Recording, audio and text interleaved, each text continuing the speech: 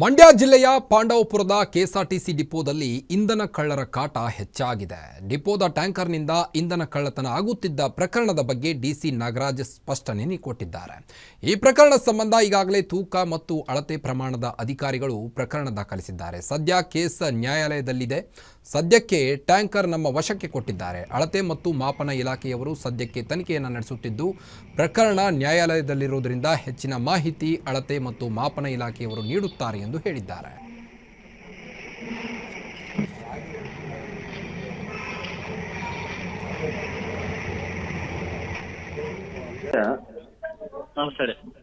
Sir, Raghu ಅಂತೇಳಿ guarantee news reporter ಮಂಡ್ಯದಿಂದ.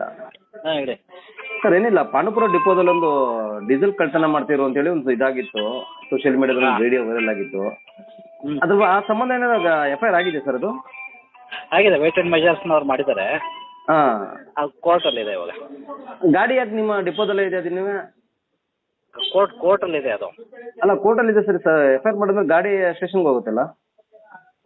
ಅಲ್ಲ, ಅಂದರೆ ನಮ್ಮ ಹ್ಯಾಂಡ್ ಓವರ್ಗೆ, ಅಂದರೆ ಜಾಗ ಎಲ್ಲ ನಮ್ಮ ಹ್ಯಾಂಡ್ ಓವರ್ಗೆ ಕೊಟ್ಟೋಗಿರ್ತಾರೆ. ಅದು ಸದ್ಯ ವೇಟ್ ಅಂಡ್ ಮೆಜರ್ಸಿಂದ FIR ಎಲ್ಲ ಆಗಿ ತನಿಖೆ ನಡೀತಾ ಇದೆ. ಸರ್, ಅದು FIR ಕಾಪಿ ಏನೋ ಸಿಗ್ಬೋದಾ? ಆ ವೇಟ್ ಅಂಡ್ ಮೆಜರ್ಸ್ ಅವ್ರು ಕೇಳ್ಬೇಕು ನೀವು. ವೇಟ್ ಅಂಡ್ ಮೆಜರ್ಸ್ ಅವ್ರು ನೀವು ದೂರು ಕೊಡೋದು ಅವ್ರಿಗೆ ತಾನೆ? ಅವರೆಲ್ಲ ಹ್ಯಾಂಡಲ್ ಮಾಡೋದು, ಅದು ನಾವು ಮಾಡೋದಿಲ್ಲ. ಈ ಸದ್ಯ ಕೋರ್ಟಲ್ಲಿ ಇರೋದ್ರಿಂದ ನಾವೇನು ಹೇಳೋಕ್ಕಾಗೋದಿಲ್ಲ.